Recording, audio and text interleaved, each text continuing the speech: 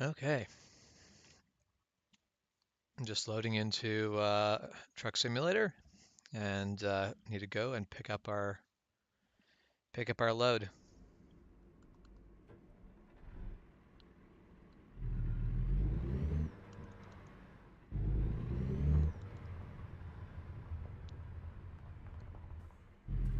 Oh, this is a dead end.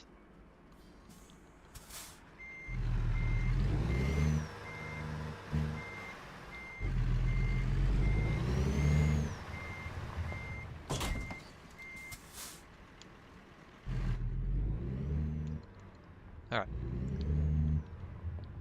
so we'll get out of here.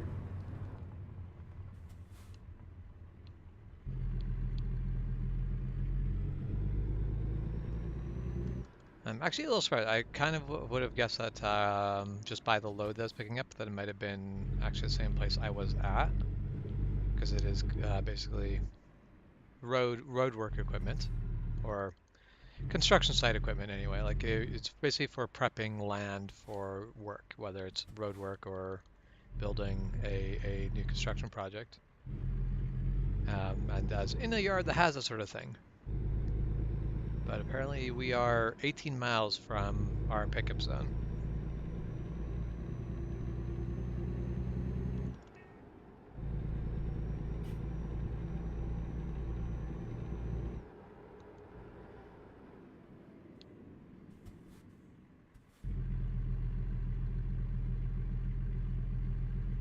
Oh, better get on my side of the road.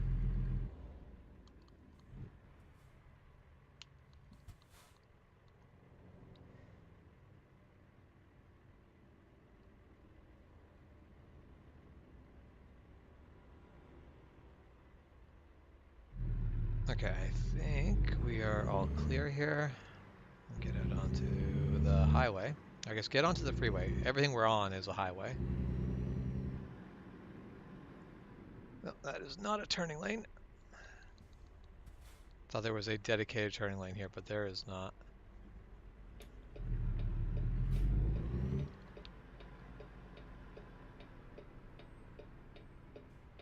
Oh, dang it. I am getting in everyone's way. We're off to a great Monday starter here.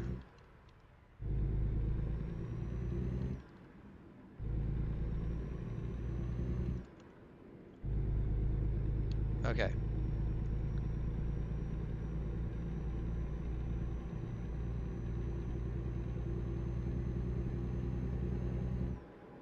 So we get onto the freeway and then immediately leave the freeway.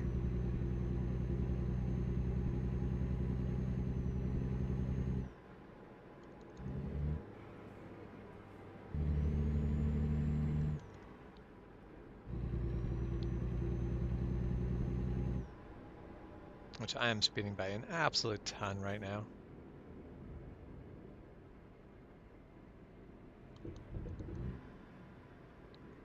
Okay. We are going to come into the pickup site right now. Oh, it's the rail yard, so that makes sense. Well, I find the amount of times in this game that you pick up something at a rail yard and then ship it to another rail yard, and I'm like, it's a rail yard. Both of these are connected by train. Do you know it's a cheaper way to move large, heavy things than using a truck? Railways. Why am I moving it from one rail depot to another? This this probably happens in real life, but it's definitely one of those things that seems like it probably shouldn't.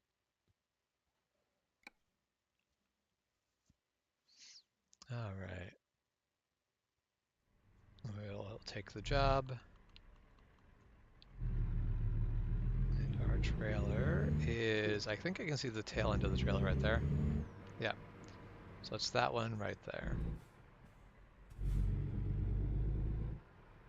And that's a much longer overall length than all of the other ones, so we're probably not going to actually get into it completely nose straight in. Just gonna back up to it from an angle. I think this is how I'd probably try to do this in real life too. I don't know if there is any reason why you would not want to do this in real life.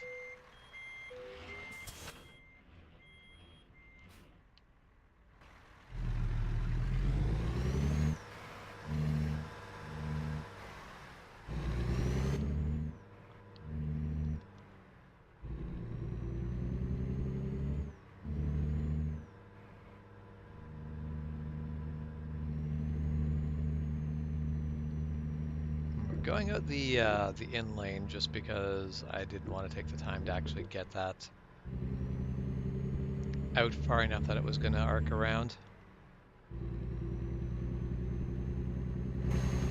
Yield sign, but there's no one over here. Hey Michael, how's it going?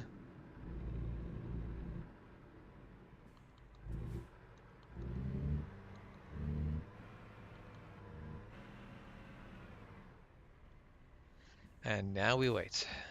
We want to go left over that bridge, but we've got a stop sign with no lights, no traffic control, so we just gotta wait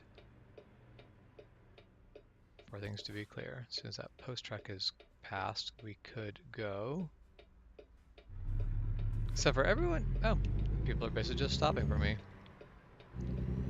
It's one of those things of that. So this does actually sometimes happen in real life where you are basically moving something large and people will actually just stop and let you in. Normally I dislike it. Normally I would rather have them just go because when people don't, I just want people to behave predictably. I don't want them to try to be nice because then that changes things, and now we're in a bit of a weird situation where if someone slows down and comes almost to a stop, but as it turns out it's not to let me go by, it's because they're lost or something, and I start to go, now this is a dangerous situation. So I don't know what your intentions are when you do something like that. So usually I would prefer not. But there are times where I'm like, I'm never going to make it on this road, and then someone waves me ahead, and I'm like, thank you. Without this person taking that moment, this was going to be a very difficult and time-consuming task, even when it should not have been. So I'm not ungrateful when people do that for me in real life, but there are times where I do find it a little bit frustrating. Because I definitely have had it where I've been riding my motorcycle and someone has basically tried to wave me past, and then they have basically cut back into the spot where I am as I'm getting past them. Oh, that's going to be a red light. Yeah, 16 mph winds are definitely significantly stronger than 5 mph winds, but both of those are pretty all right. But 55 degrees is a little bit chilly. Not as cool as we are here today, but let's see actually what we are here today. I think we're back down from where we were on the weekend.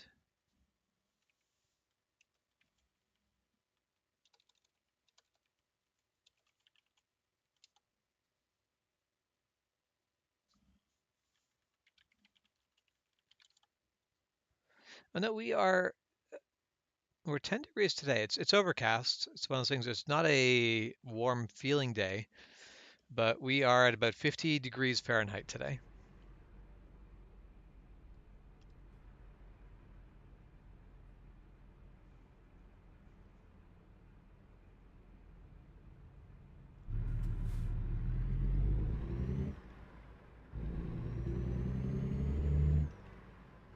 Definitely in the left lane here, and I don't actually know why I'm in the left lane.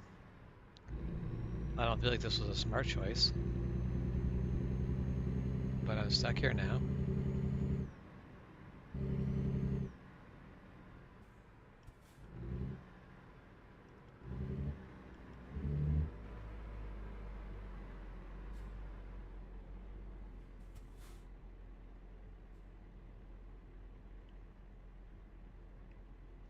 Oh, rolling back. Let's not do that.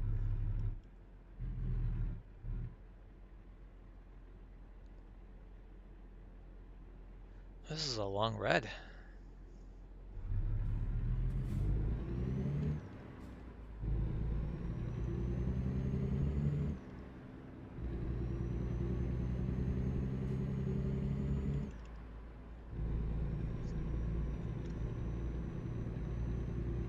Someone basically didn't know where they're going and just drove into a spot where they're not able to go.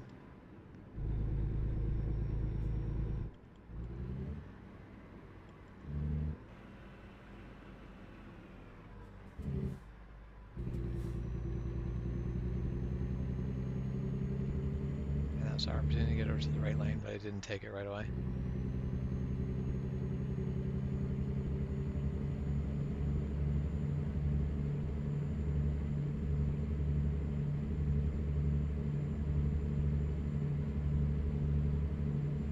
I really want to shift up, but I'm going to lose speed if I try it. As soon as I crest this hill, I can shift up.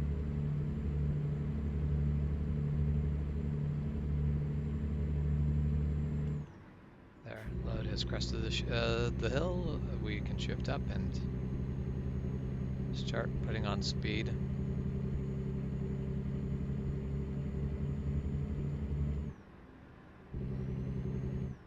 Oh, and we are going to merge here.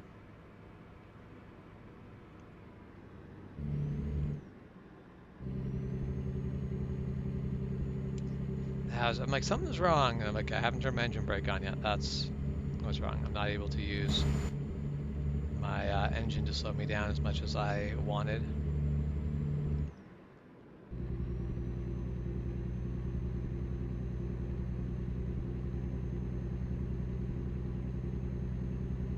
Yeah, that's so have you ever seen those runaway lanes? Basically, mountainous areas will have a road that, or basically a little like gravel section off the side of the road that a big rig that's lost its brakes can go onto to basically crash into that lane rather than go crashing on the highway. Well, those runway lanes, they just look like they're, gravel. They look like they'd be a gravel road. Basically, you can pull onto them. They're angled upwards, and I mean, sometimes they're not even angled upwards. Sometimes they continue to angle down. And a lot of people are like, oh, they just look like those would just be like ramps. It looks like you just like hit those and you'd go off like it was a ski jump. What people don't realize is that's not packed like a gravel road. That is soft sand and gravel. If you pull off into those, you're going to be stuck immediately. You are just going to sink into it. But they actually usually destroy the axles of the trucks that are hitting it because all the force of that truck, basically the wheels start to sink in, and now all the force of that truck trying to go forward is basically being all focused on the axles because the axles are suddenly just up against a lot of resistance from the ground.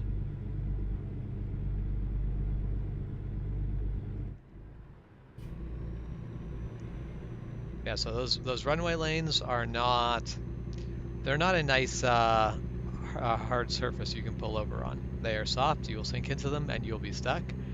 Or if you're using them for their intended purpose, your truck's probably destroyed. You won't kill anyone, but your truck's probably destroyed. Okay, so you're gonna come to a relatively sudden stop that is going to destroy the drivetrain of the vehicle you're driving. Now in the case of a truck, the cab can basically be put on a new chassis, so it's not like everything is a total loss. It's not like the truck is completely destroyed. But I can't imagine that the truck would be worth fixing. Because you're going to damage the drivetrain and you're going to damage the frame. Both of these are going to be problems. Let's take a look. How long before I need a nap? 4 hours. Not too long to start planning this out.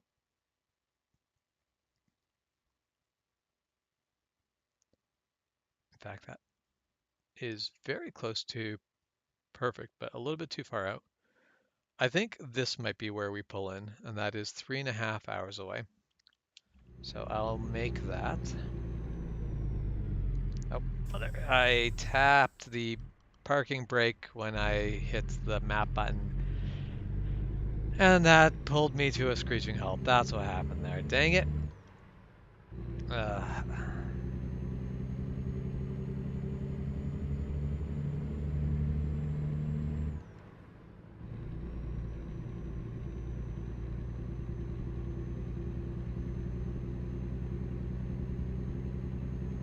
Yeah, that's the speed of an accident changes things so much. Like those really big power lamp poles, like they're still wood, but they're probably like they're about 3 feet thick power lamp poles.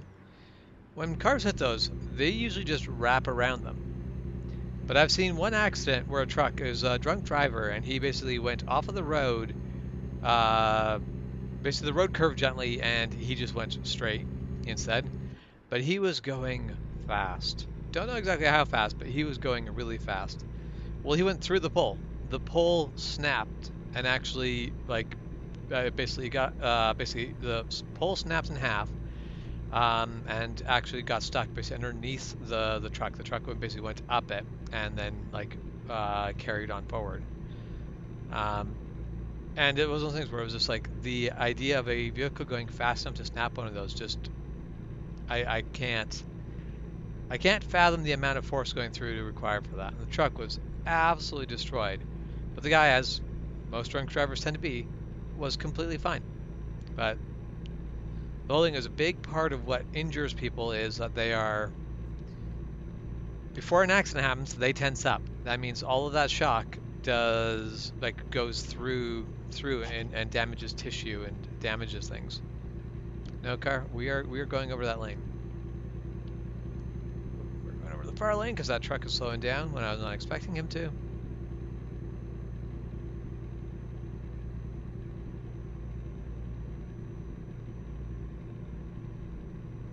But yeah, no, the speed at which an accident happens makes a huge change in how bad the accident can be.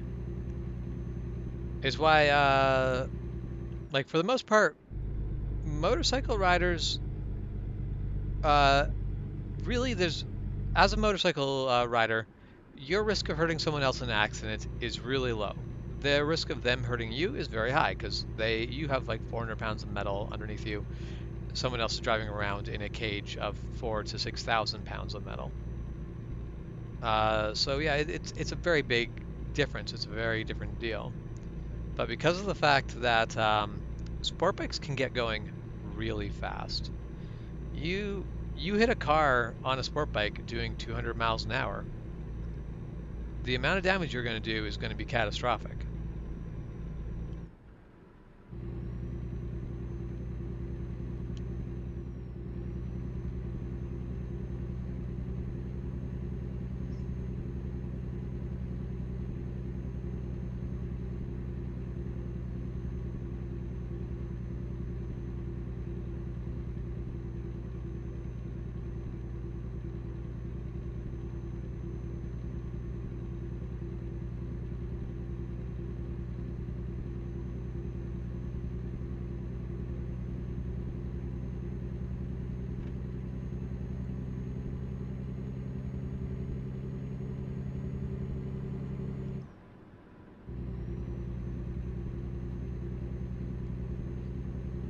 Say, I do really like this windy section of road.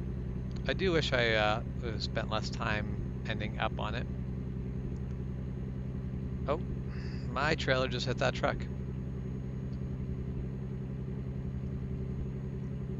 My trailer is very long, and so it's very easy for me being in this lane, and my trailer basically can be over half of a lane behind me.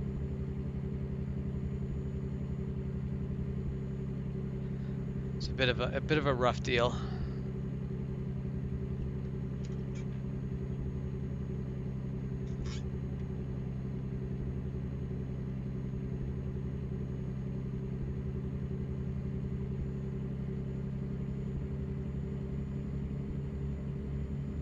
All right, and we're on a straightaway.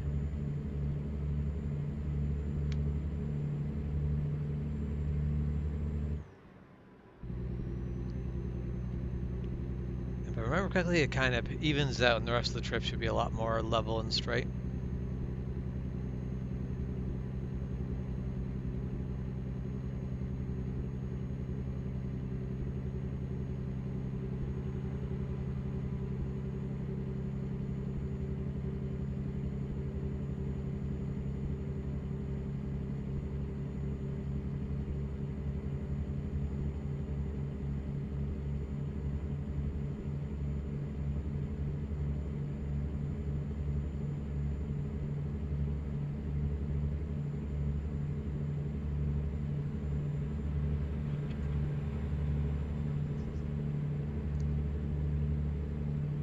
Okay, so I think this is going to be a relatively typical run, one of the ones that runs I've been in quite a bit. We go through 6 states on this run, which should start to strike me as a lot because we could very easily lessen the amount of states we go through. But basically, went from Washington down to Oregon over to Idaho. You could have very easily avoided Oregon. Then we drop it down to Salt Lake City, Utah before going over. Well, that would not be very hard to avoid if we just were basically taking these routes up here and then drop into Colorado. So we could basically do um, Washington, Idaho, Montana, and Colorado. But we clip through Oregon and Utah on our way. So we do 6 cities. And there's a lot of little roads that I haven't gone. Like I've never gone up the west coast. In fact, most of it's been right over here. Like this has been the heart of the travel, and then up around. I think New Mexico, Colorado, Arizona is usually kind of bouncing out of those areas.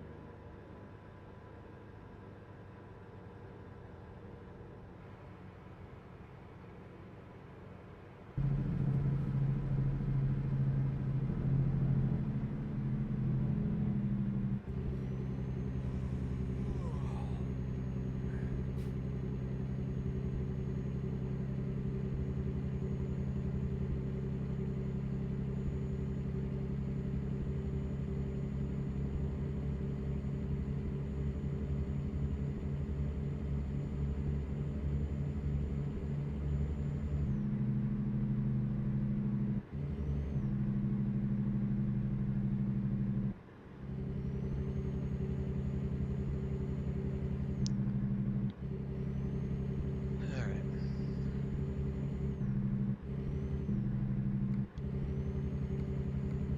Want to go back to that? Yeah, we're going to at some point want to bring our vehicle in for repair, and I think we're going to be at a shop. Nope, can't turn lanes. There's a car there. We'll all slow down for nothing, but that is just what it is. No way to avoid that.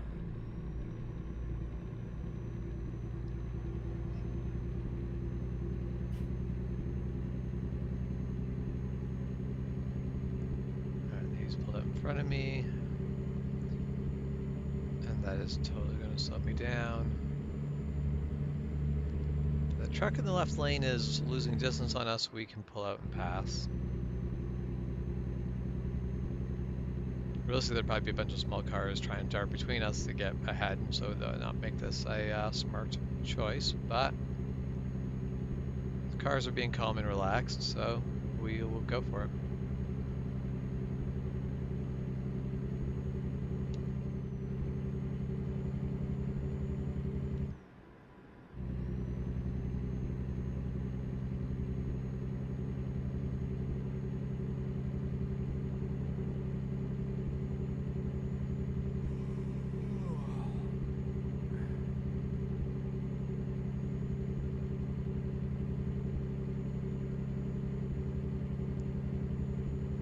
Driver's definitely doing a lot of yawning. We have an hour and a half before we need our rest stop.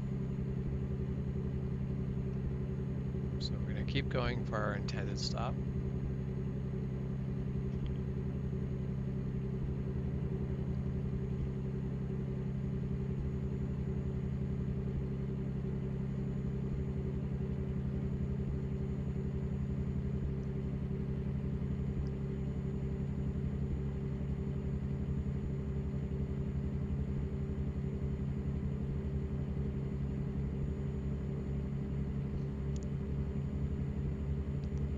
I'm also trying to not let the fact that this game tracks what roads you've driven. They get highlighted in yellow if you've driven the road before.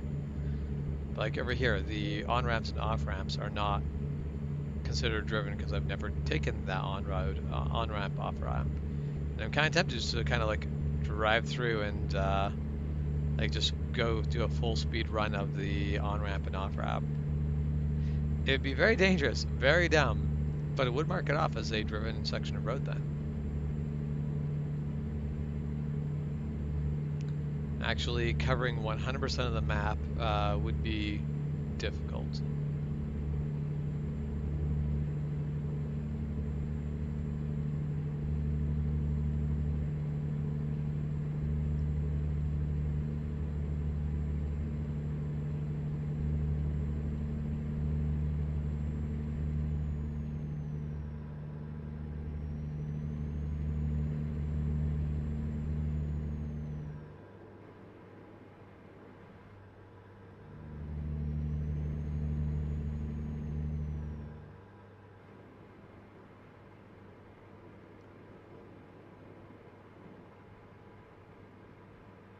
As much as I hate driving into the sun, driving out of the sun means we don't get to see the sunset.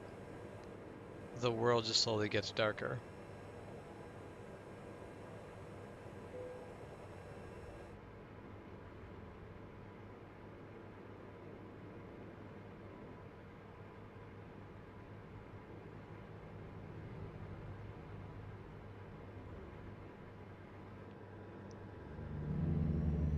Probably worth it to not get blinded by the sun setting basically right in front of you and blinding you.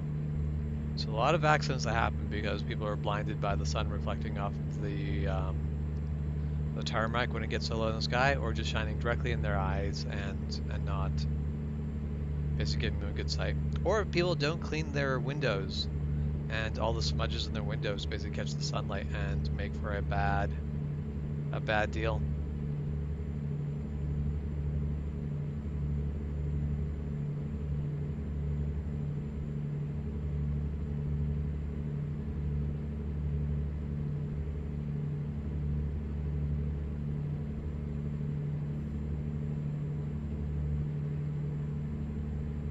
Yeah, no, it's nice if people are going to have accidents, it's best if they can have accidents in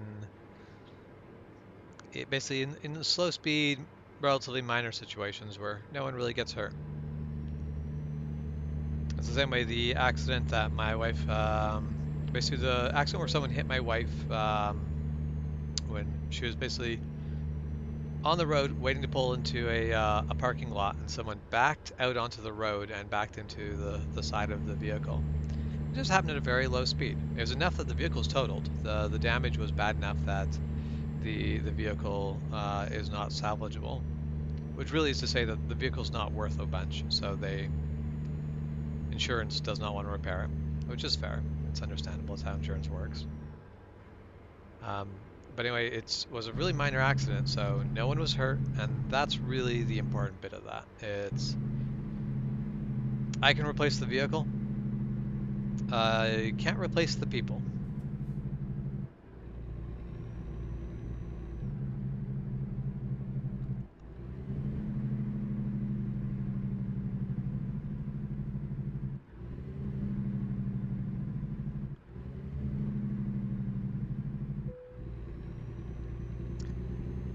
That's what I'm working on, game.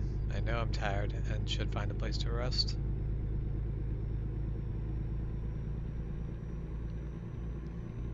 Alright, we're going to pull into the right side here, because this side has a repair shop, fuel, and rest stops.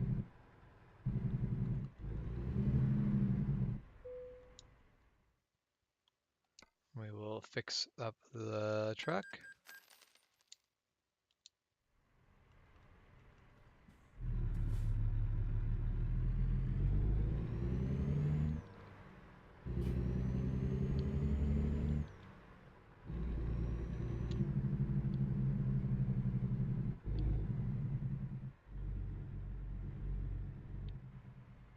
There, I think I have taken that wide enough that the trailer should follow through here. without issue, although now looking in the mirror, I'm not necessarily as convinced that I have successfully done what I meant to do. But I guess we'll see as I drive out the other side if I have messed this up.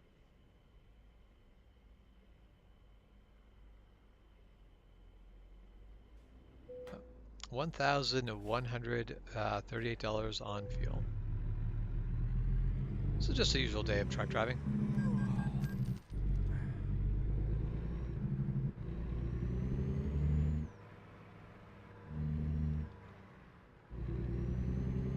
So I did straighten out enough, but that was a bit closer than I really wanted. Oh.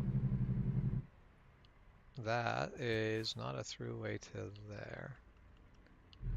Alright, we're just gonna pull this really tight around.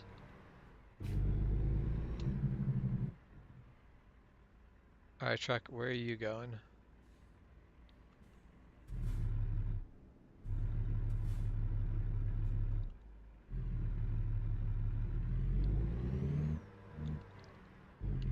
What I'd really like to do is be able to pull into this. I'm such a long... Wait, trailer damage. I pulled that too tight. Alright.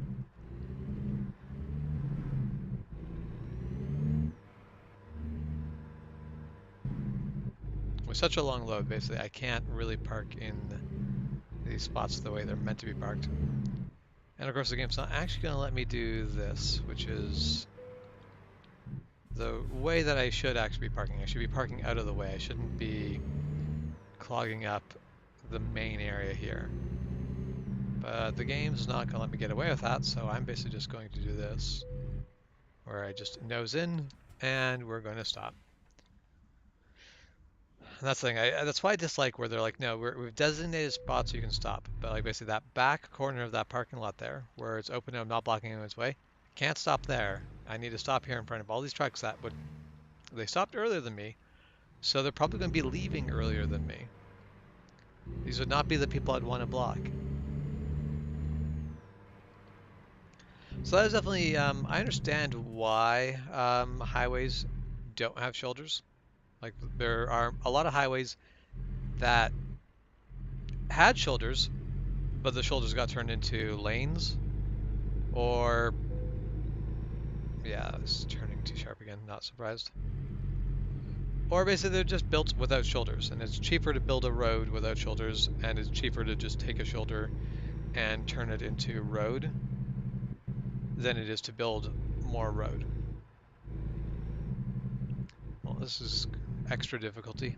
I have a cat blocking my view.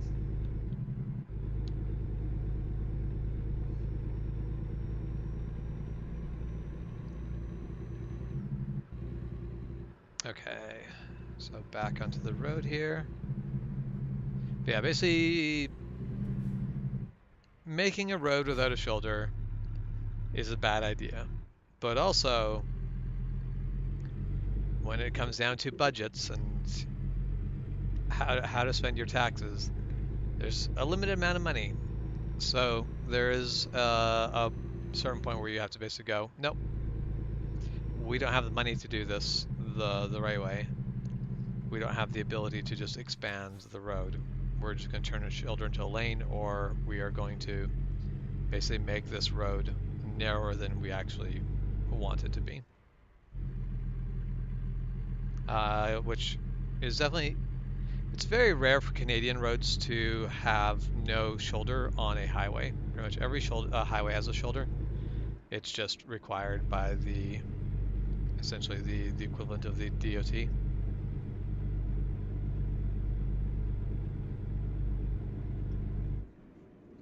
I meant to downshift, not upshift on that one.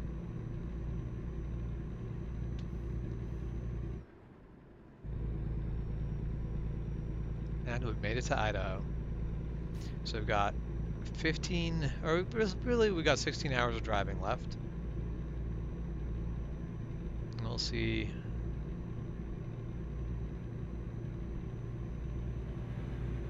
see how far we can make it today. 'Cause that's more hours than we have to drive.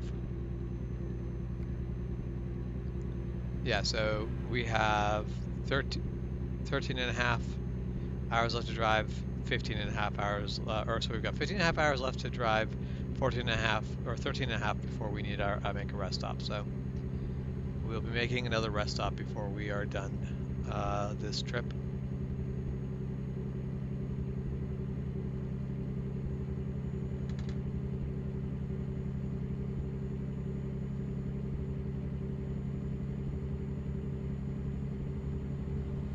My cat is trying to be half on my lap and half on the armrest.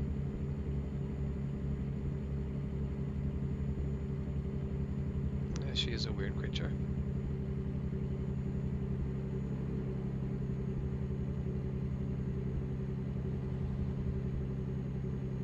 Nope. I don't need your help controlling things. I insist.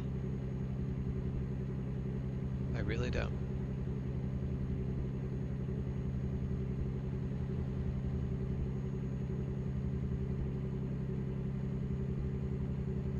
Okay, she's calmed down and has actually laid down on my lap. Still putting claws into my elbow, which she could totally not be doing. She looks offended at the fact that I suggested that.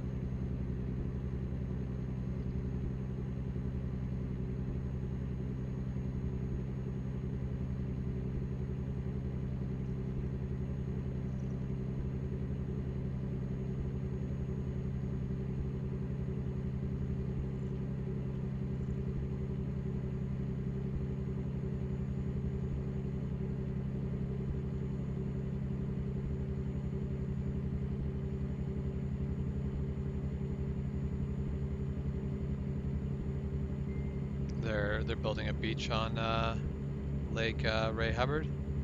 Oh, not looking at my road.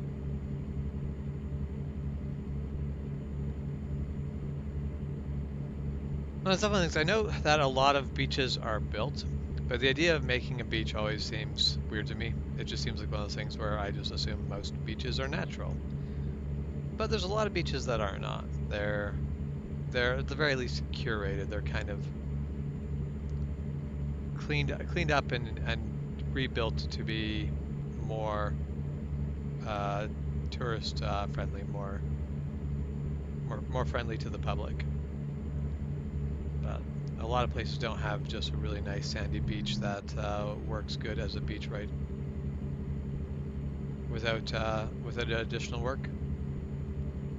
And that's like beaches were not a thing that happened in Manitoban lakes. Like the most of the beaches in Manitoba, they're just rocky shores. There's no sand. There's no good, comfortable place to be at the edge of the lake. If you want a beach there, someone is building that beach. But here in BC, beaches or lakes just have beaches because that's what lakes have. But they're also really long lakes. Very narrow lakes. There's never a point where you're sitting at a lake not be able to look across the other side unless it's really unless you got like fog or something. But most of the lakes here, from one end of it you cannot see the other end of it, even if it's a straight line between the two.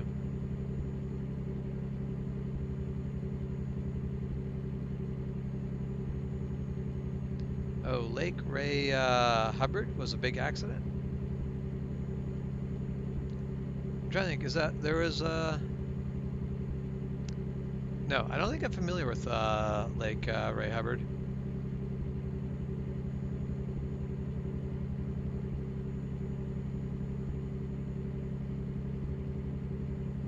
I know there was a lake that was destroyed. I see a lake that like it was a lake, and I think they were drilling into the bottom of it, and they basically accidentally drilled through and basically gave the lake a place to escape. Can't remember if that was I know that was southern US, but I can't remember if that was Texas or not.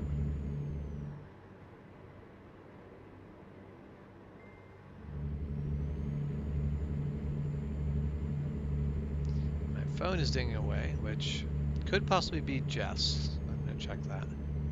I got Juan's laptop today. Got delivered. So I have a box on my living room table that is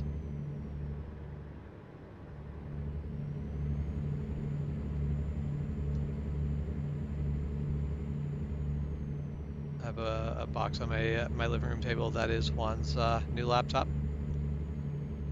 So I need to basically say if I get a certain number of likes or whatever, or subscriptions or something, then I'll basically live stream me opening Juan's mail, and then someone will report me because that is a big crime. You cannot open someone else's mail. It doesn't matter. It doesn't matter who you are or why you're opening their mail. That's illegal. And then basically cops show up and get arrested. Probably be good for views though. Having a title of getting arrested for opening my basically for building my brother's laptop could be some clickbait.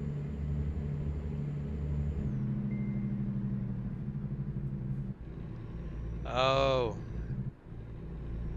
yeah. Okay, so yeah, I don't think I've heard about the accident of Lake Ray Hubbard, but that makes sense. Basically, a dam fails, and now all that water forms a new lake somewhere, and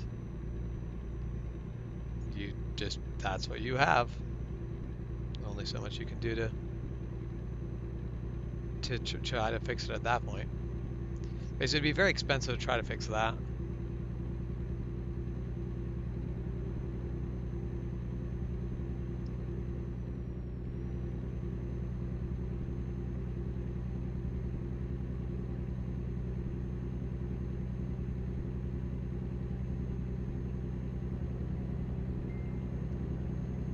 My cat is very insistent on acupuncturing my elbow. I think she might need a claw trim.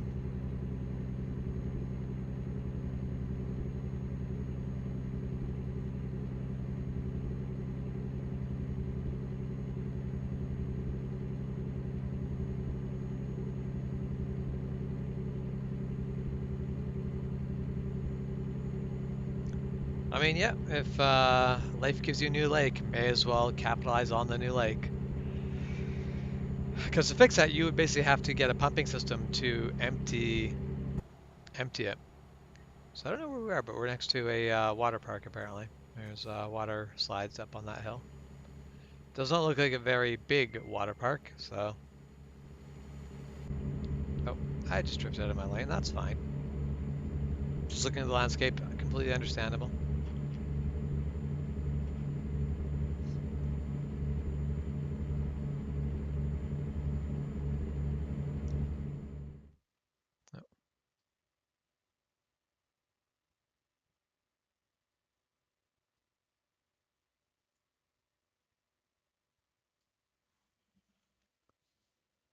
Oh, I have some messages I need to answer to.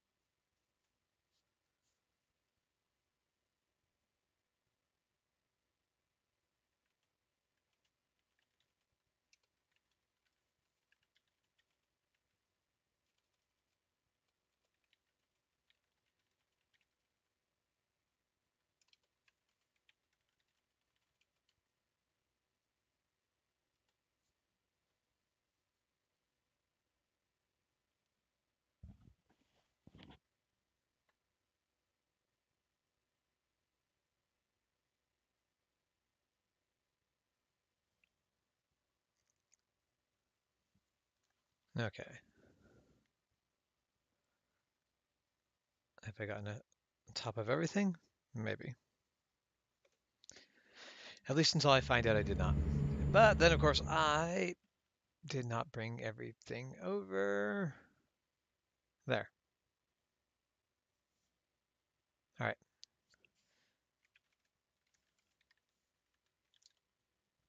Looking up Lake Ray Hubbard.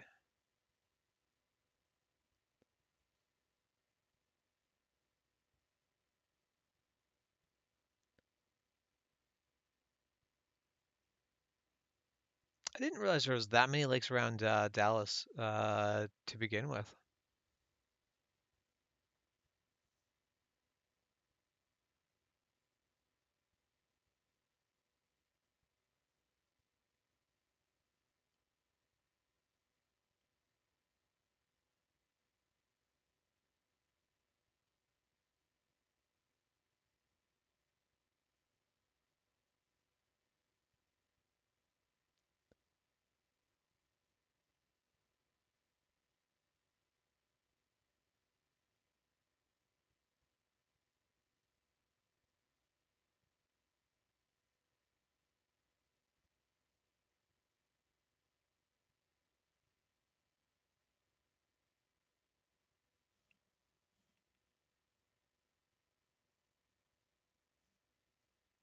Okay.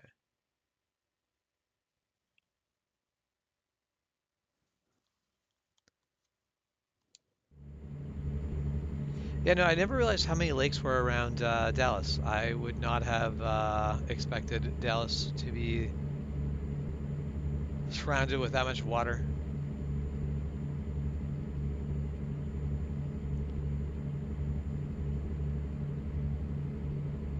That's the only times I've ever been in Dallas. I've been basically I've never actually really been in Dallas. I've been at the airport between Dallas and Fort Worth, and that's really my only experience with Dallas.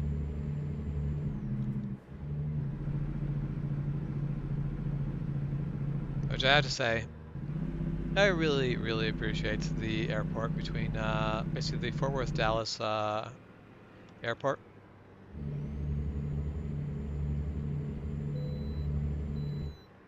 The airport that I think the airport. So I we were flying down. We made a connection through LAX, which was by and far the worst airport I have ever been to, and I have never been to a worse airport even today.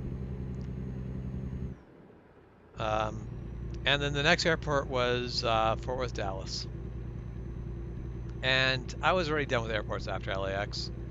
When we get to Dallas, and I go, wait, this entire airport is just laid out in a very easy to know where you are versus where you need to be. And it's very sensible. Everything's very straightforward. I can just go where I need to be. Go, yeah, this is where I need to be. I've got this amount of time. Go get some food at like a nice restaurant within the airport. That honestly was still not even overpriced. And I just went, okay, yeah, yeah. I'd be basically if every airport was like LAX, I just don't think I'd fly. If every airport was like Fort Worth, Dallas, I would probably fly a lot more.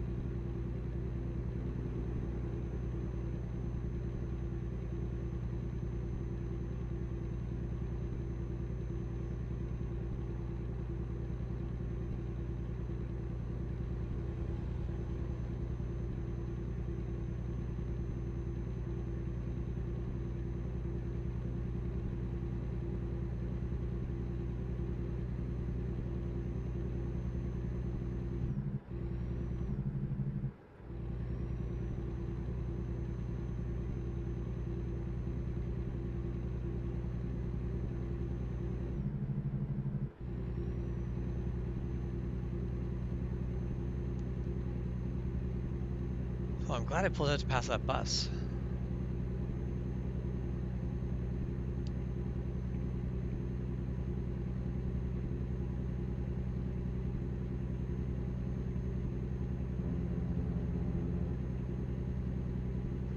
mean, I don't really know about the accident of the lake enough to really have an opinion on the accident. But I just think, like, when you have an accident of that scale, there isn't an easy way to fix it. So you just kind of live with it.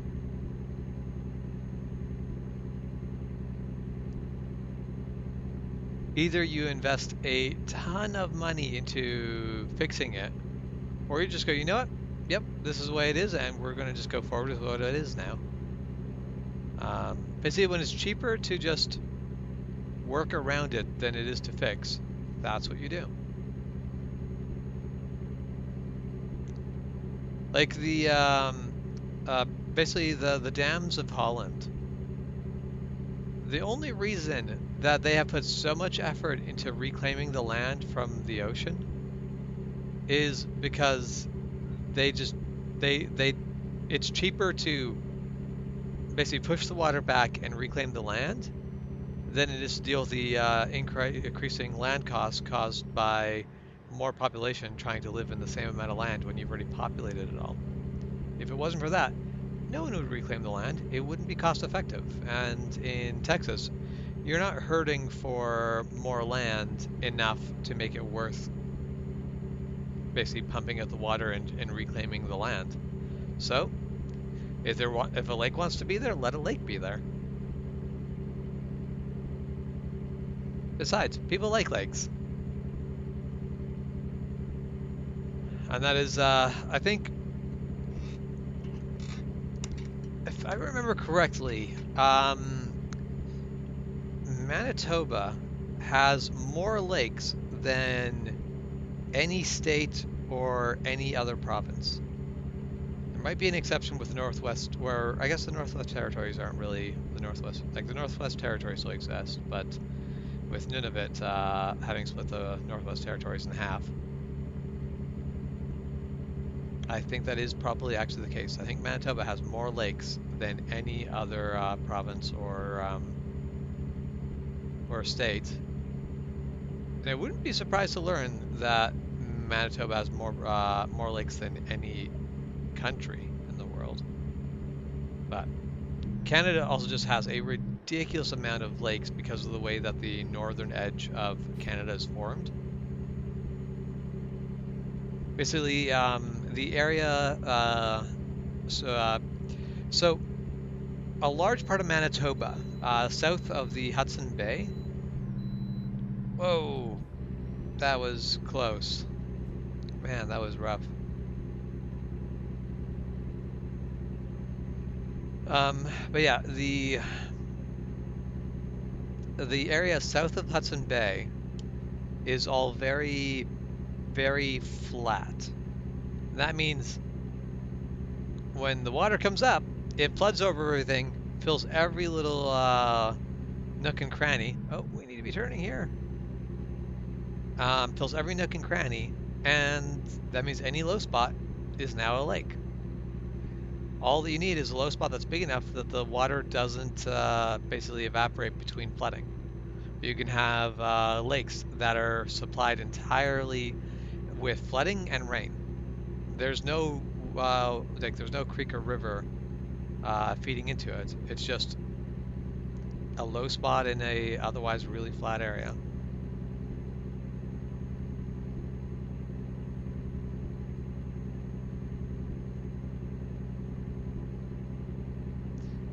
Yeah, basically Manitoba's lakes only exist because of the fact that it's all just one giant floodplain, which is also why it has such really good fertile land. Floodplains get a lot of nutrients into the ground, which is why you get all these farmers fighting against, like, build dams, stop our land from flooding every year. And it's like, you do realize your land flooding every year is actually to the benefit of your land. But of course, most people haven't done the research, haven't done the thinking on it. They just see how it's impacting them this year. They don't see how stopping the flooding would impact them over the next couple decades.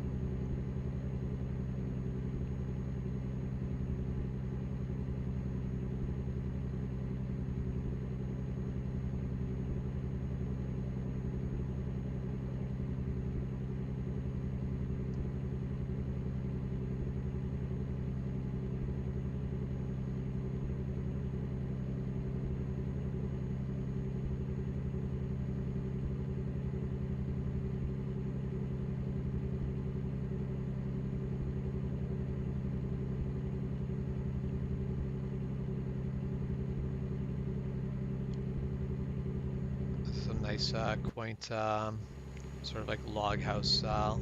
Not necessarily log house style, but like riverside cabin looking houses there.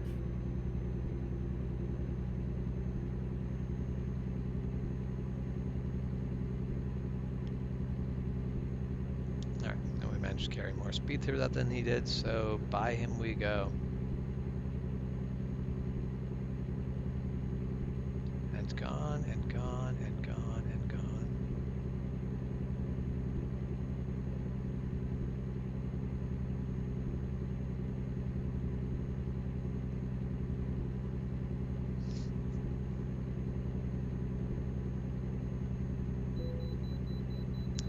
Oh, we bypassed a lot of weigh scales before we got to this one, so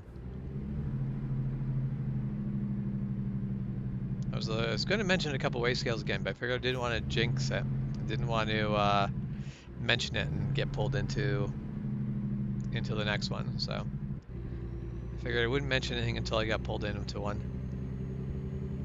I made it past a couple more before we got this one where I did actually get pulled in.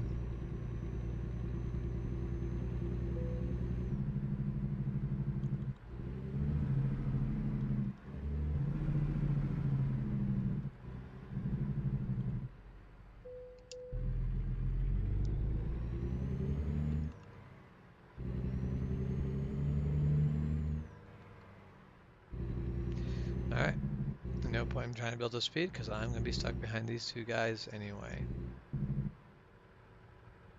Kind of tempted to go to the right and just ground, which I find interesting is I've apparently never bypassed the scale. I have gone into the scale every single time. So part of me, I'd like to go back and look at every scale I've gone through and just see what scales do I get pulled into every time and what scales always bypass. See if there's scales that just literally will never pull you in and if there's scales that will never let you pass by.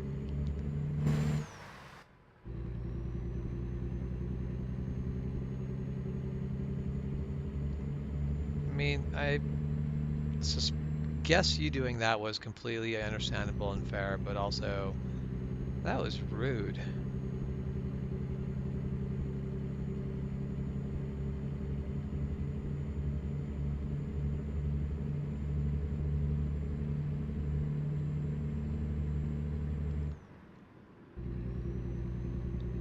All right, back in the right lane. And just working on getting our speed back. This will take a bit of time, but that's fine.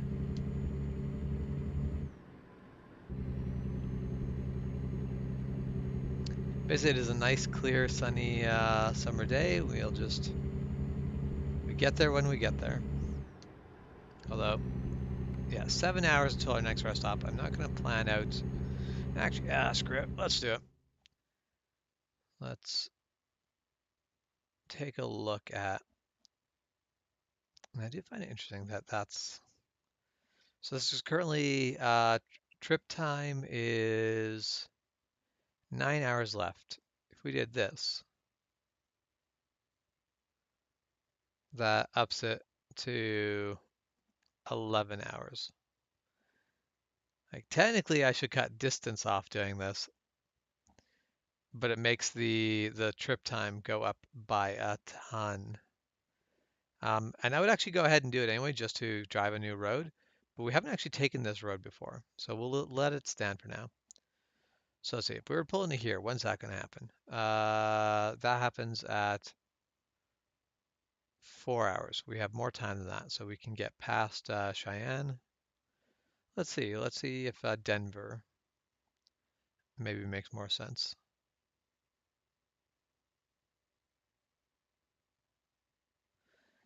Denver's right in the right time slot. We end up having to go quite far off the road for Denver, but I don't think that's a huge problem.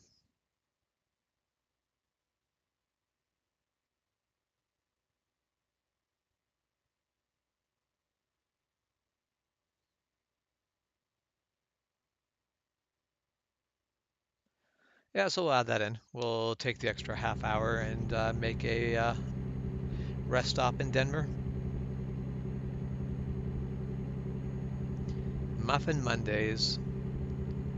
You know, I wish I could go stop at a diner and have Muffin Mondays in this game. It's been a Monday.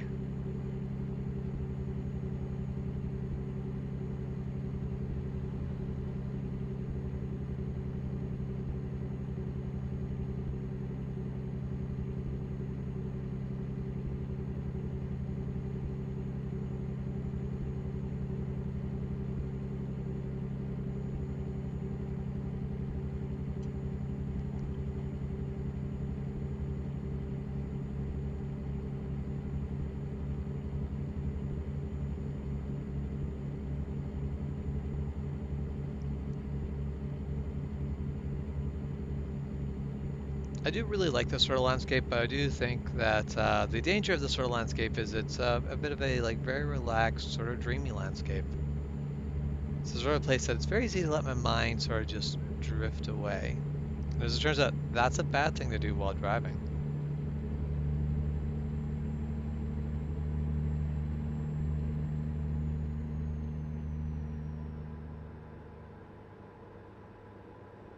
Oh, that's an interesting one. Airplane crashed on the road. Not something you see every day.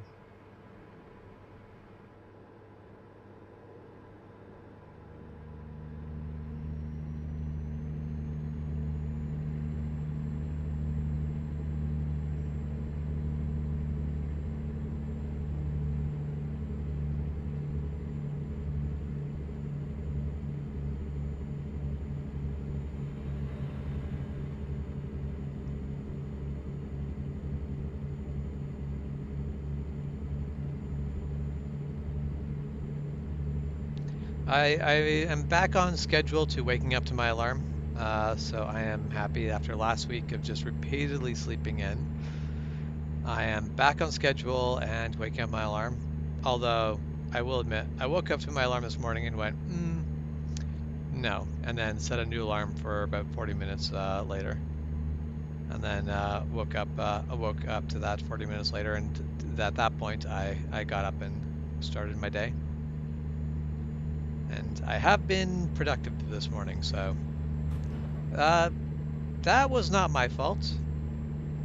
I was just in my lane. He pulled into me. I should still stop there and exchange insurance information and all that, but 100% their fault. I was just cruising in my lane and they merged into me. Just need everyone to know that I'm innocent of any crimes there. It's very important. Ah, yes. How can you tell that we are entering the Midwest? I do love that the West, like the actual West, looks less like the West than the Midwest does. You're my witness? Good. I'll rely on you when the court case hits.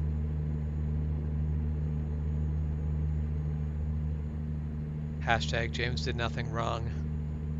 Okay, I may have done a lot of things wrong, but I didn't do anything wrong in that particular case.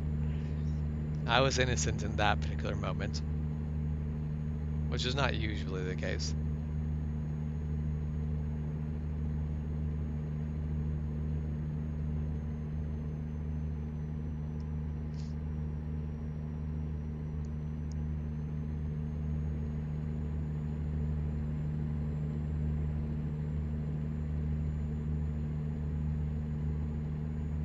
Yeah, this road heads to Cheyenne. Don't know what our distance to Cheyenne is.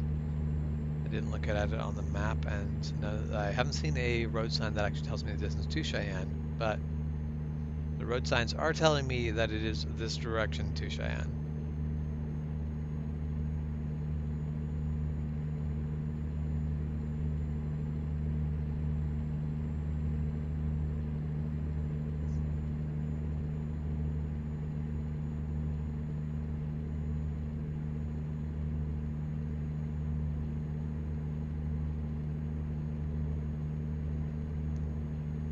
Well, the entire thing of like any accident, before you fix any accident, look at it and go, oh, Cheyenne 224 miles. So That's about 3 hours away. Before fixing any accident, go, is fixing this accident more cost effective than moving on? And this doesn't matter if it's a accident Lake Ray Hubbard, or if it's an accident like a car accident, or just a mistake. Basically, you're working on a project and you make a mistake. All of them should be treated the same way. In the case of Lake Ray Hubbard, not worth fixing. It's easier to just work around and make use of what the accident has done rather than try to undo it. Someone hits your car, before you try to fix it, is it worth the cost to fix it? In the case of my car, it's not worth fixing. Replace the car is a lot better of a deal than fixing it. In the case of if I've got an art project and I make a mistake and I go, how much work does it take for me to go fix that mistake versus for me to just move on? If it is going to take more of my time than it's worth fixing, then I should leave the mistake. Like when I did when I first started this this American Truck Simulator series, the very first thumbnail was right. It said "Gaming with James."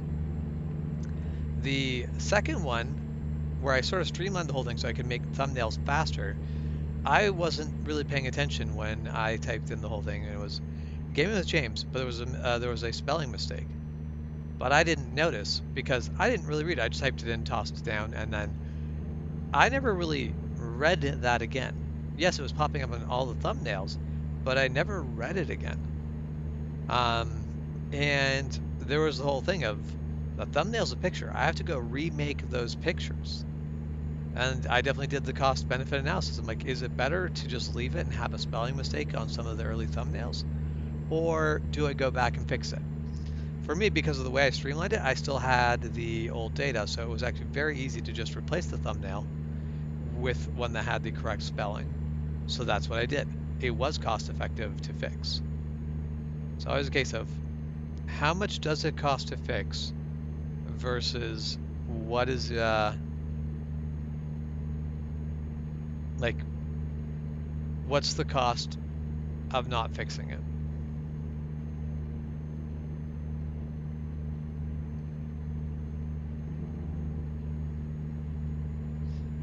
If fixing basically fixing the accident costs you hundreds of millions of dollars, and just letting it be does cost you something. You know, you'll have to pay out landowners or something, but it pays you, say, a couple $1 million. Well, then you absolutely just let it be. It saves you a ton of money to not go fix it. Or sorry, it costs you a ton of money to go fix it, whereas not fixing it ends up being the more beneficial thing long term.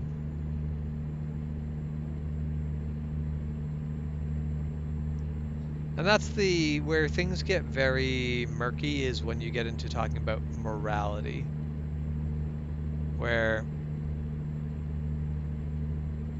if you basically do something that hurts someone else, now it becomes very hard. How much money do you spend fixing something that you did wrong when the damage was in someone else's feelings? Because how do you put a price tag on someone else's feelings? It's a very difficult thing to do, but because at the same time, someone else's basically someone else's stress, someone else's life is worth more than money. It is essentially priceless. You can't attach a price to it, but you still need to find some way to quantify it when thinking about price. Like if I said something rude to someone, there's no amount of money I can spend to fix that. But if I basically spend a couple bucks and basically get them a card, get them like some flowers or something to be like, hey, I'm apologizing, and this is a show of my apology. I'm still using money as part of the fix to the problem, and so you can. There is a mix over of the two, and it's a case of like. In some cases, it's kind of silly to sit there and do this big cost analysis of it because it was a tiny little thing. Like the cost analysis of was it worth fixing a typo in my thumbnails was something that happened, but it wasn't a big thing I spent a lot of time on. I just went, okay, that sucks. I dislike that. Can I just ignore it and go on without fixing it, or is that going to bug me and be worse in the long run? And I decided it was going to bug me. It was going to be worse in the long run, and I did have the ability to fix it.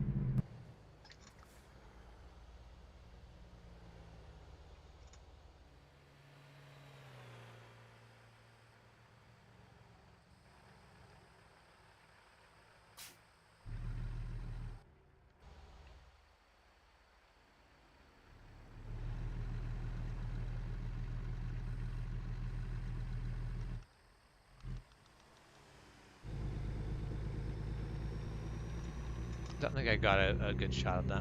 I'm like, I'll just grab a thumbnail from that. So, but I don't think that is going to make a. I don't know. We'll see. We'll see what I end up using. Yeah, there's two videos. So this is my second time where there's been a plane crash on the road today. Apparently, this is a current ongoing phenomenon. Just got planes crashing on the road.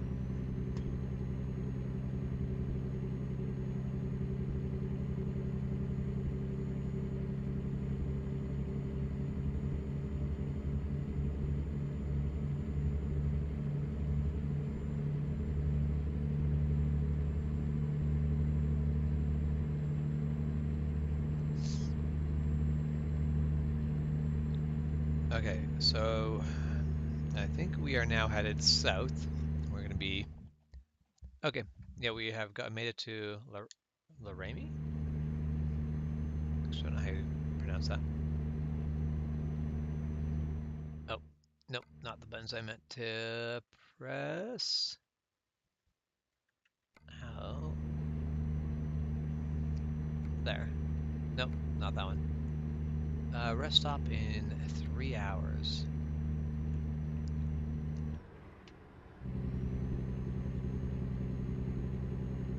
Let's see if we're gonna make it to our Denver destination. Next checkpoint time is a little bit over 3 hours, so we're definitely we're running just a little bit behind schedule. Not the end of the world. There isn't a lot of good pull-out options right before Denver.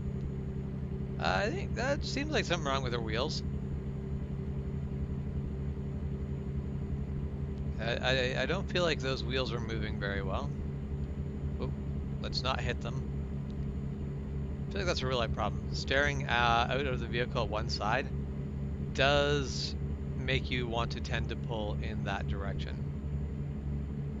And it's dangerous. But either way, there seemed like something was going on poorly with their wheels. They were like vibrating really bad.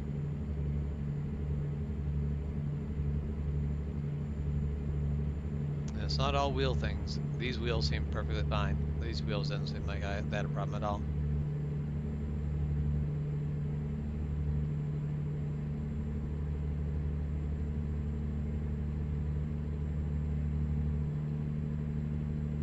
So I was saying CY with a big picture of a buffalo, and I'm assuming that was a thing of C Wyoming.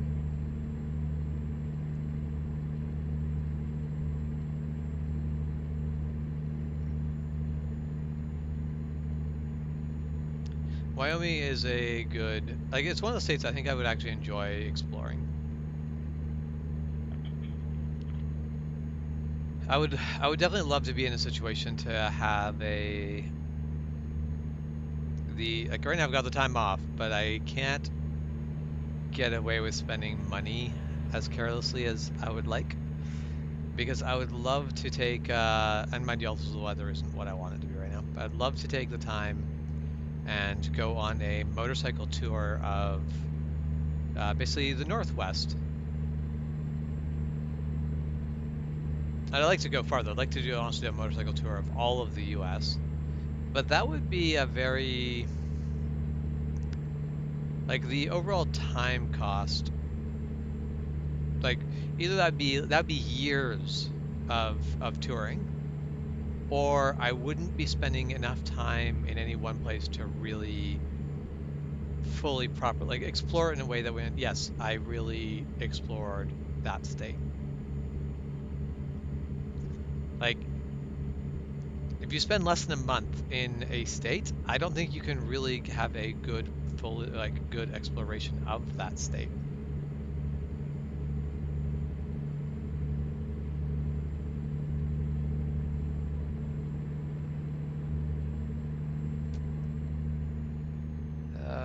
Okay, yeah, we'll go left. That lane is ending.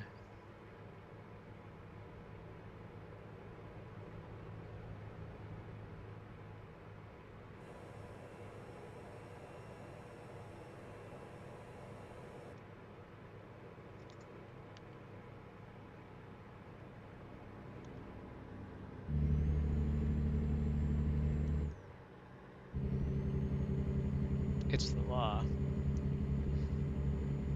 Yeah, buckling up is always one of those things I have mixed feelings about.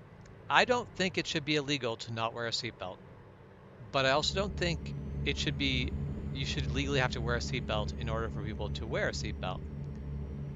So having a law that forces people to be safe does kind of make sense, but at the same time, I hate it as a, yep, knew that was going south. That was entirely my fault. But by the point where I realized what the actual, okay, if you would go, please. By the point where I realized the actual, yeah, I should have just gone straight through the sign is what I should have done. Because basically I ended up hitting the bus to avoid hitting the sign. I assumed the sign was going to be solid because video games just have signs be solid, and I knew I couldn't stop in time to avoid hitting the sign, so I tried kind of squeezing into a place where I wasn't going to damage anything on one side or the other, and that ended up just apparently should have gone right through the sign. Oh, well, that seems like a great place to just walk away from things for a bit. My cat that I let outside is meowing at the door. He would like to be back in, so I will be right back.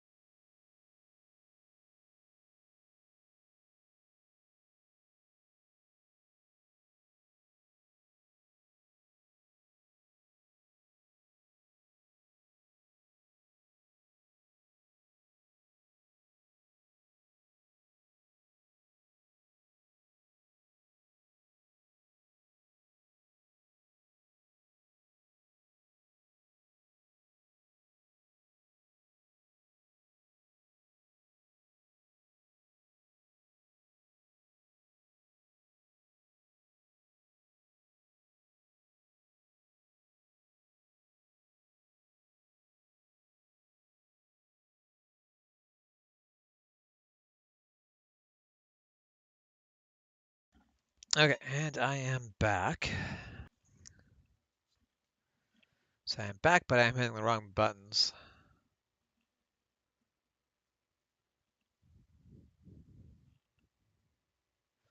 hopefully the stream just hiccups a bit and then everything pops back together nicely. Because I definitely accidentally hit the, basically OBS, I accidentally hit the stop streaming button, which, yeah, I'm not quite ready to stop streaming yet.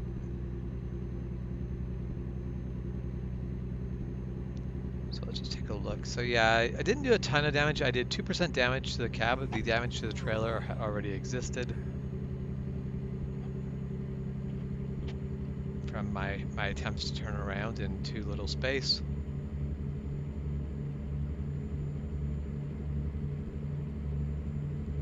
I do feel like though this has all slowed everything down, and I don't actually think I'm going to make it to Denver for my sleep. Let's see where this is. That's no, you know, maybe Denver seems to be really the better option, regardless of the fact that no, like I'd like to be sleeping before that, but it'll work.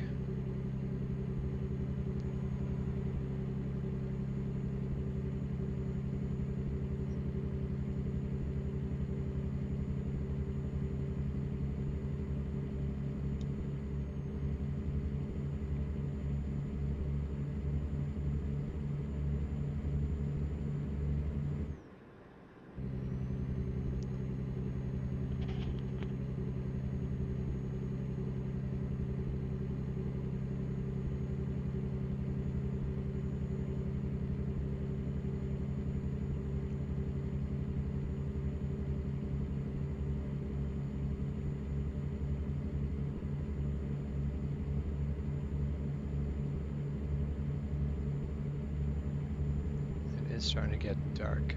I would like to be pulled over having basically an arrest area right now, but I've committed to Denver, so at this point, Denver it is. Yeah, we're starting to get sleepy. We've got an hour before basically an hour before we run out of time. Basically before we run out of hours and should be off the road. Or it's an hour 15. So at 22:15, we would be running over hours. If someone pulled us over at that point, we might very well be getting a ticket for running past our legal running hours.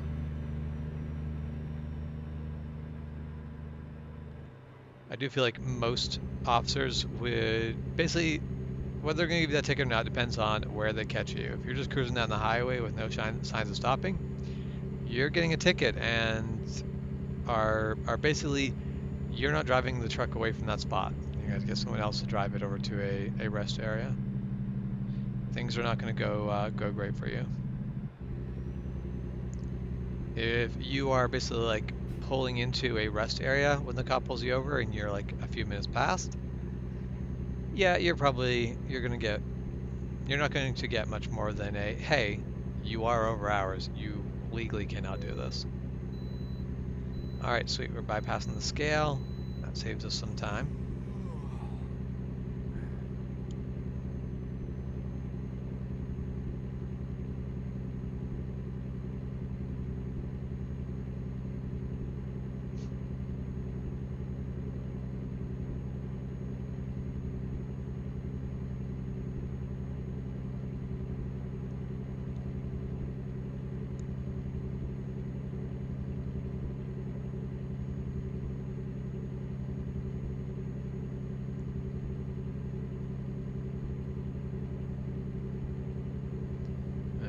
They're tapping their brakes, and I don't know what for. Once again, annoying, but not an unrealistic behavior. People do this all the time in real life, and it absolutely drives me nuts. If you're just cruising down the highway, don't be tapping your brakes. It makes me very concerned about what you're doing.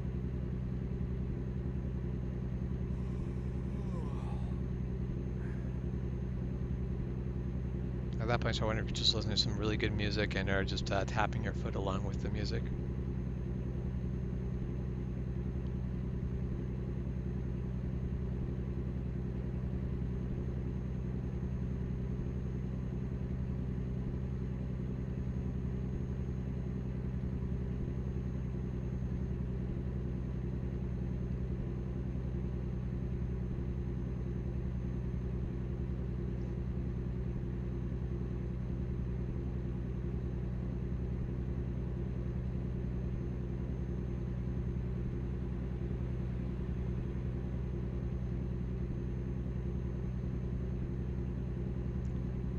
Gotta be getting close to that exit.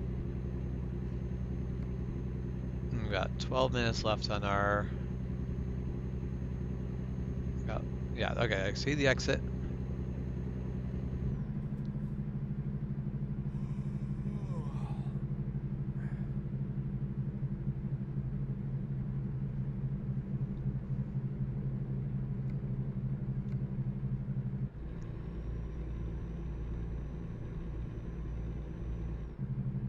Okay, so we want to be in the left of these two lanes.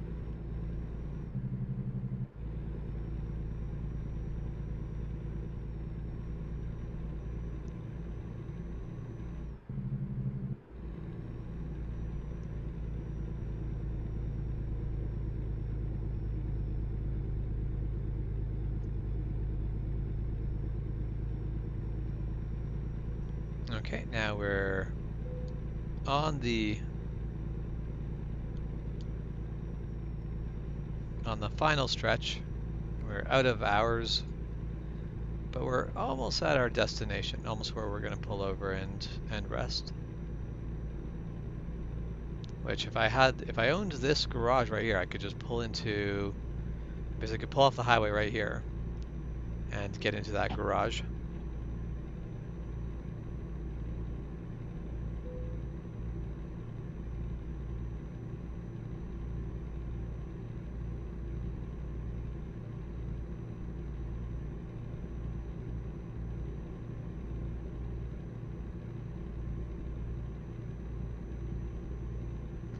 I will go with the principle of always turn right. So we'll go past the blocks, that way we can turn right to get into all the spots we need to go, rather than mess it up and get ourselves in a situation where we have to try to turn left across a road. There's one of those things, but actually doing this in your day-to-day driving, basically avoid as many left turns as you can, and you will save time. You'll get to places faster if you go the longer way, but go the way that does not require you to ever turn left. Oh, turning a bit too sharp and going over the sidewalk. Good thing there's not really any pedestrians in this game ever.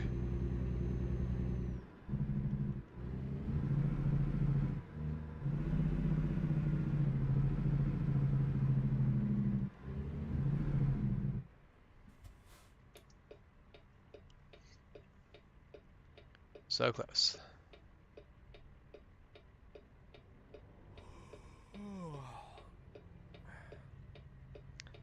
So I know it should find a parking lot. I'm trying my best to.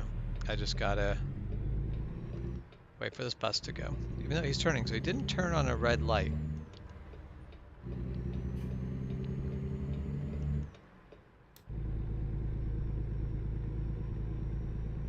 Okay, I was about to turn there. That's not actually where I want to turn. I want to turn on this one here.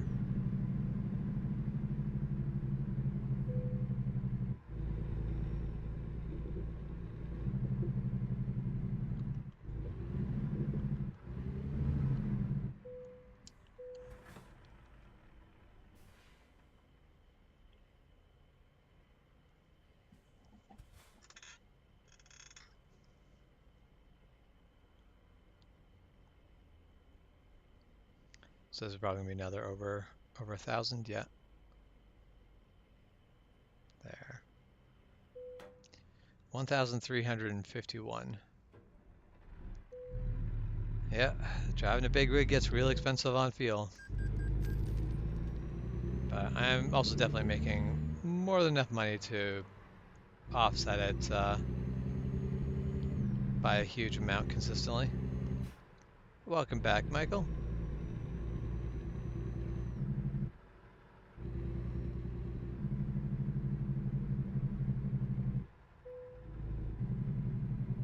All right, we'll pull in between these two. Just because I'm actually confident with that much open space, I can pull through relatively straight. Hit our rest stop. And then just pull out of here. Now, I'm gonna pull through here. here because I'm not sure.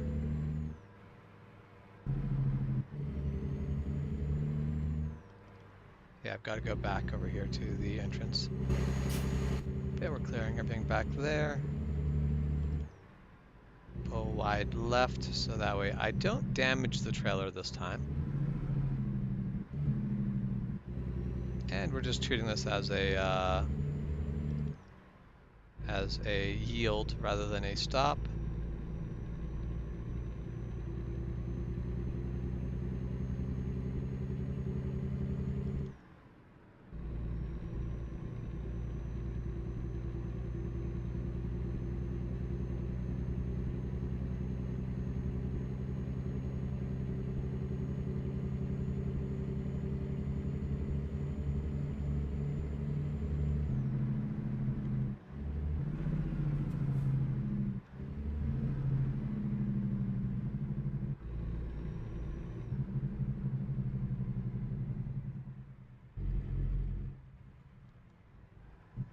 That's a green light now, so I don't actually have to come to a full stop.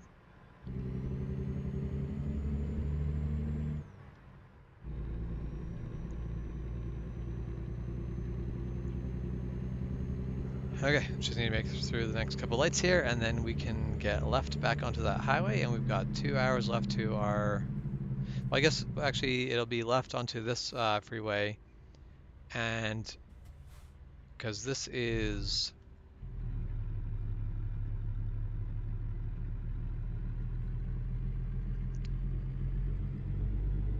I don't... So this is Highway 70, or I guess Interstate 70.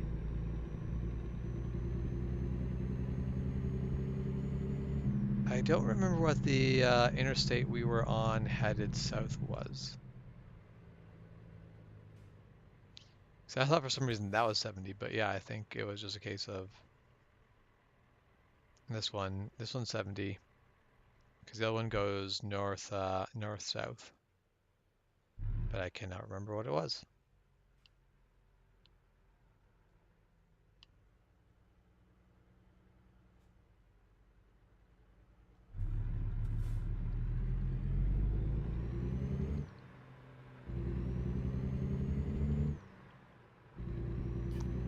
Okay, turn signal is already green, unless this is a delayed turn. I've already missed it.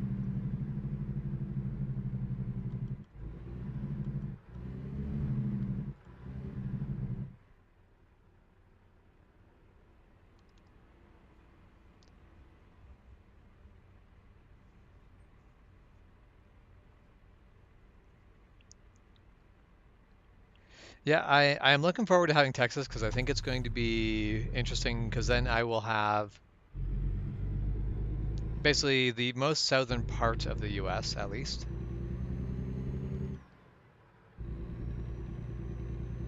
And that is, it'll take a little bit of time before American Truck Simulator has that, but I'm going to hold on to the save even when I finish because I'm probably going to put American Truck Simulator away for a bit, probably at the end of this week. I'll have run a full month of basically playing American Truck Simulator. I'll probably shift gears and do something a bit different for a bit, but I'm going to hold on to this save.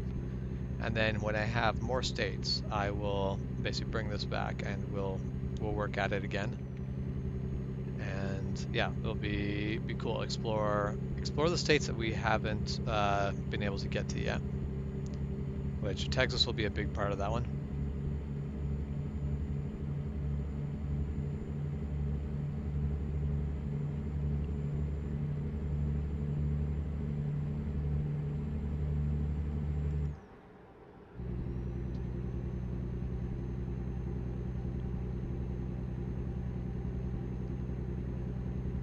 Okay, so Interstate 25 headed south. That's what I was on.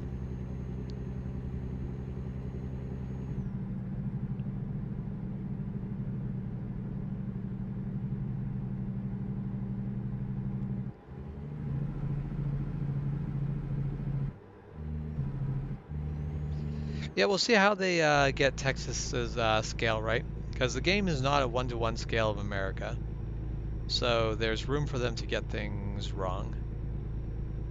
Basically, the distance between cities won't feel right, Like if you drive from Houston to Texas, it won't feel like it won't take that long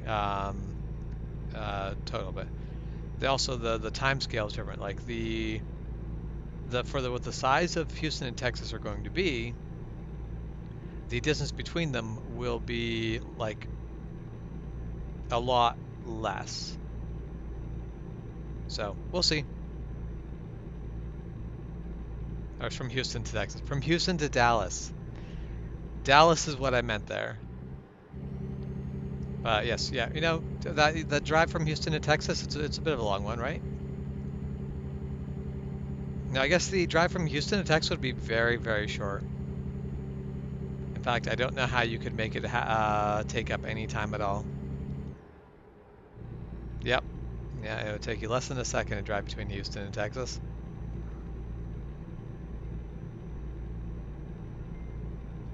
Now, you know what, Michael, you're gonna make me go find, but there's probably a Houston city somewhere else. It's probably some like tiny little hick town, but there's probably a Houston somewhere else. And I'll have to tell you what the time it would take to drive from that Houston to Texas.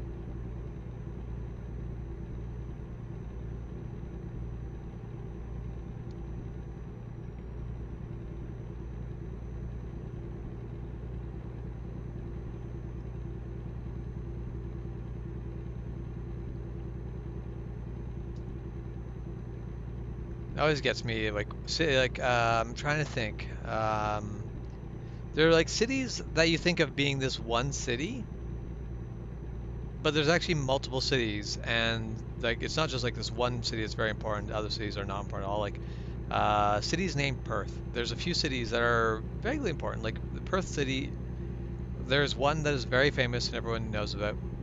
But you wouldn't think of other cities being named Perth, but there's other cities, and they're actually famous enough that there are some aspects of other cities named Perth that get attributed to the normal Perth, and it's a weird situation.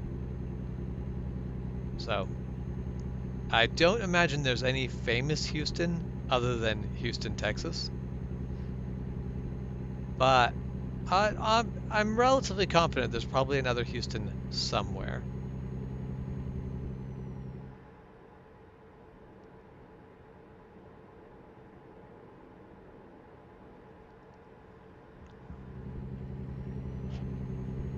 I feel like the farther west you go, the younger the cities are, the less likely you're to have cities with the same name. But when you're in the east or the Midwest, the cities are old enough that someone had to start up a city and be like, well, what are we going to name the city? And they're like, well, why don't we name it the same name as this city? Because people are just sometimes not that creative. Oh, we have a traffic jam going on. We have a detour going on. Great.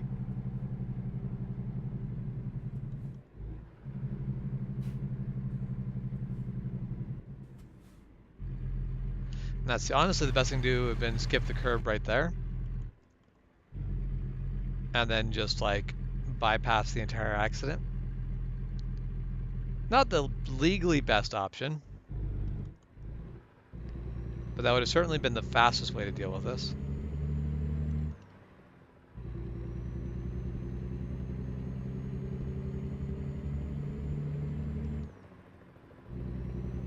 This is really just going to be a case of try to find a place to turn around and then carry on, isn't it? If I could just do a U-turn, get back to, no, none of that would help me. Yeah, this is just a case of go find a parking lot, turn around, carry on. Not much else to be done about it. Oh, except for that side's closed off too. I can't do that. Ah, crap.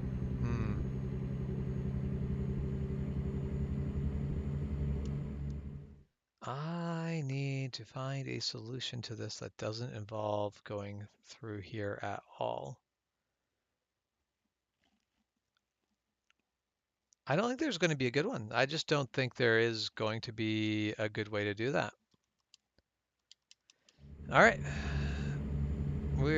My whole idea of, well, this would be the cheeky, easy way to do it, might actually be the way to do this. Oh, of course there's a Houston, BC. Yeah. So, yeah. So it takes a long time to drive from Houston to Texas, Michael. And it's even a Houston that I should have been aware of. No, no, no. Shep is correct. Shep has the now new correct answer. It takes almost 2 days to drive from Houston to Texas.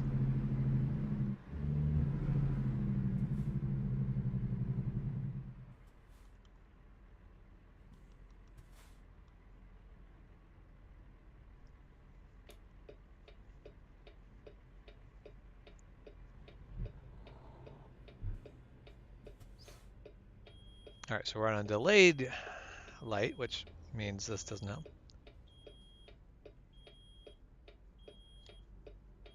What do you mean I'm not reading my comments while you're helping?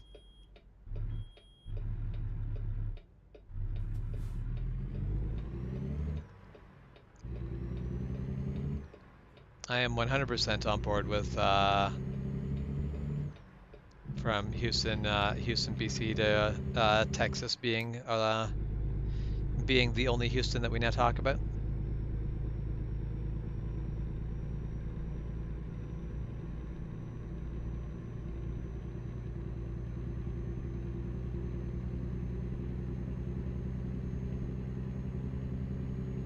Everyone knows that Texas is fake anyway, so.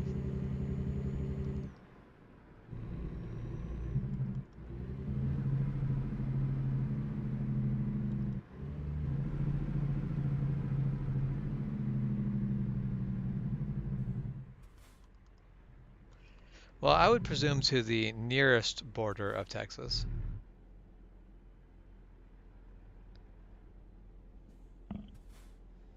The same way I could probably take like 3 years to drive from Penticton, BC to Houston, Texas, but that wouldn't be driving directly.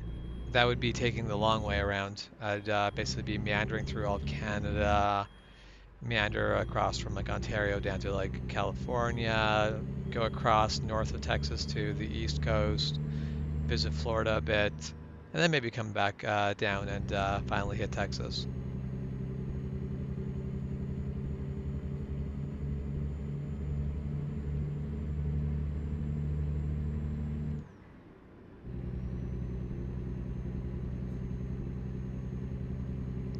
One day in 18 hours? Still very close to the same time. You must be stopping for a longer lunch than Shep is.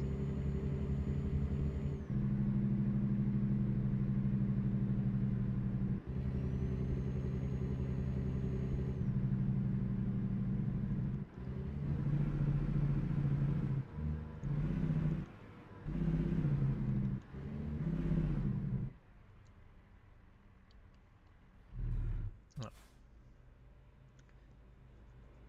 Delayed turn. That's rude. Well, they're stopping for me. We're going.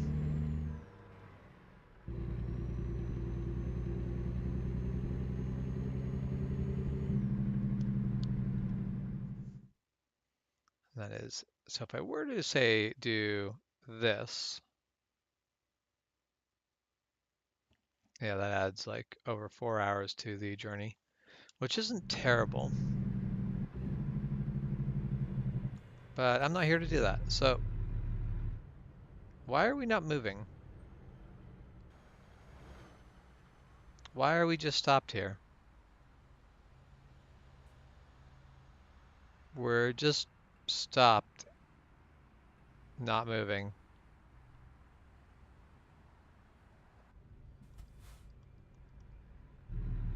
We should have all made it through that intersection. Oh, now, are you effing kidding me? This is where road rage happens.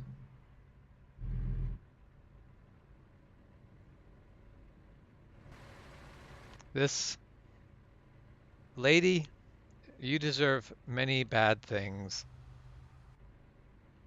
That was so rude.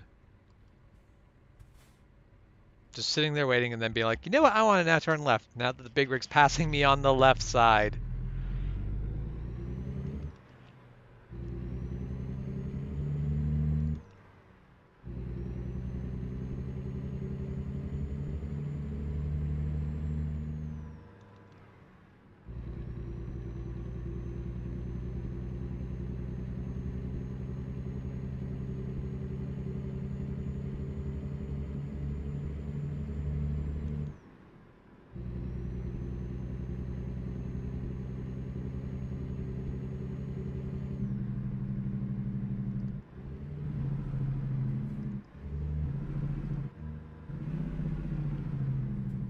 Now it's going. We're just going through this.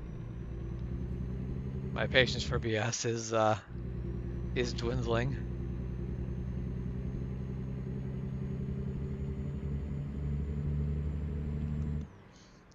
Oh yeah, one day in 18 hours, that'd be how far is away from you. But you're not on the border of Texas, so there's probably, you can shave time off if you're just trying to get into Texas, period.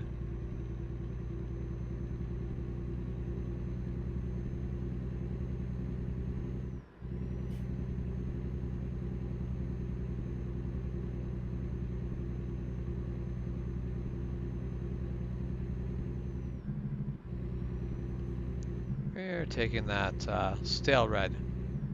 I mean, everything's fine. We did nothing illegal. That's a lie. Yeah, I wasn't sure that my trailer would clear that, and as it turns out, I was correct. I needed to set that up better.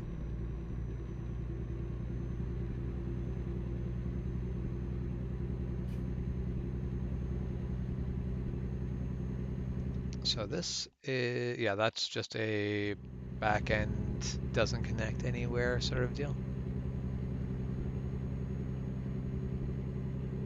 So we don't want to go that way, we want to go this way.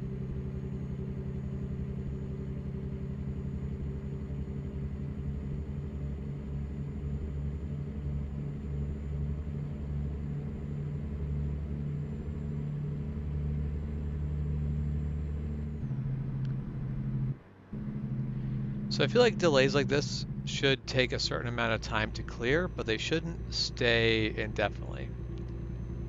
Like if you wait for them for a couple hours, they should just clear themselves. Okay, now we're gonna do this. We are going to do this the cheeky, the cheeky way, which is to cut across the grass here and over to this side. Oh, you know, this doesn't actually help us. We're now just in the accident scene. All right, well, we made bad choices so far. We're gonna carry on with the bad choices. Ooh, yep. Man, the amount of tickets we'd be getting for this would be insane. I think you'd be walking out of this with a negative bank account. All right, so this is a Monday. We have done many bad, poor choices this day. Wait, where did that car come from? They pulled the same BS I did, I guess. Someone saw me and decided that they were, if I could do it, they could do it.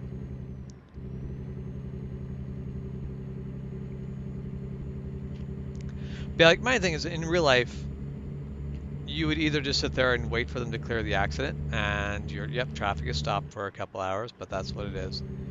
Or there would be some small roads that allow you to kind of connect around, but because they haven't modeled the small roads, sometimes you can get stuck in a road blockage that doesn't actually have a good way around it.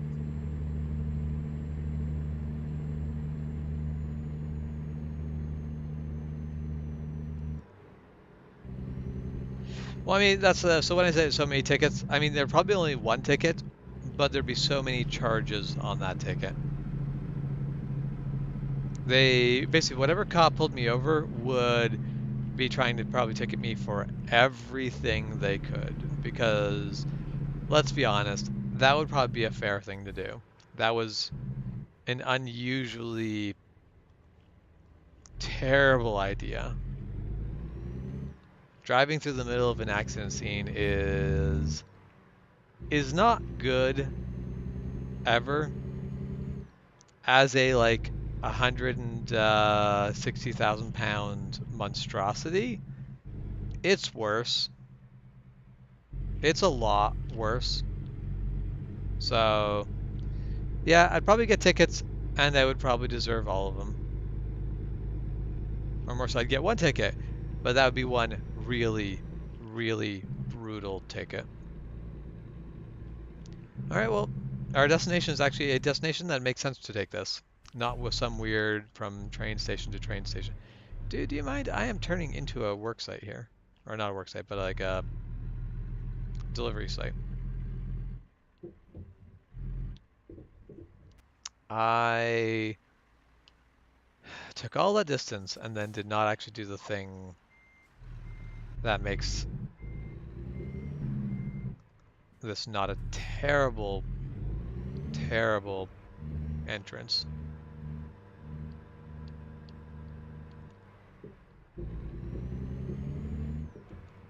Need to pull in more.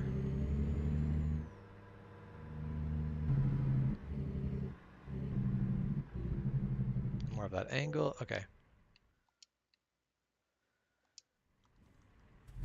Now, in theory, this should be a very easy parking spot to pull into. Just very nice and straight. The problem is it's right up against the wall, and I don't get a time to straighten out before the wall. So this might actually end up being a very difficult one. We're going to.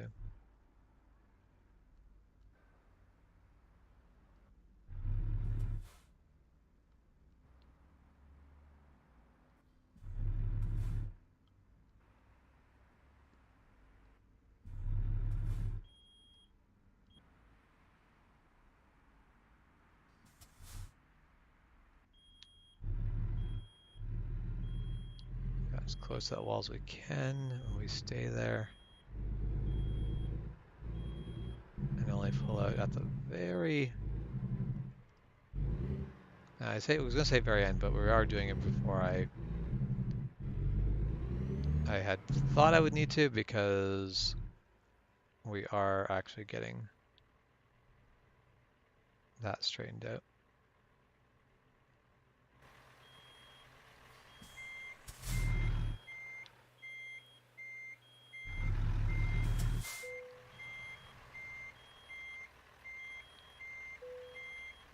There, absolutely just taking that. It's good enough for me.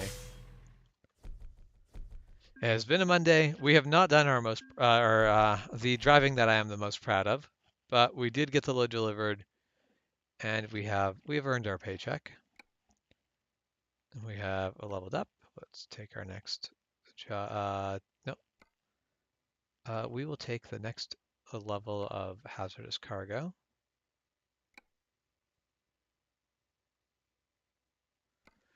And we'll go to the bank. We can repay the $100,000 loan, and we're so close. Actually, we'll take out a $10,000 loan, pay off the... Oh, we need a bit more money than that. We will, no, not pay, we'll pay off the $50,000 loan. So we have $20,000 still owing. Our drivers have been doing quite well. Man, Maria has, like, for the fact that I wasn't necessarily convinced, like, I thought Maria was going to be, like, take a long time and kind of be a rough hire. But Maria is massively out earning everyone else. She's earning almost double what the other guys are earning. All right, Maria M is.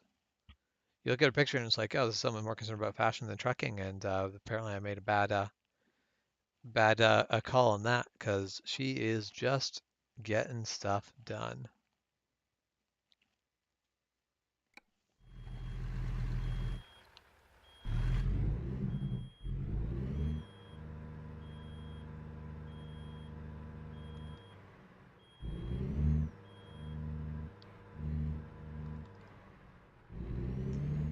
All right.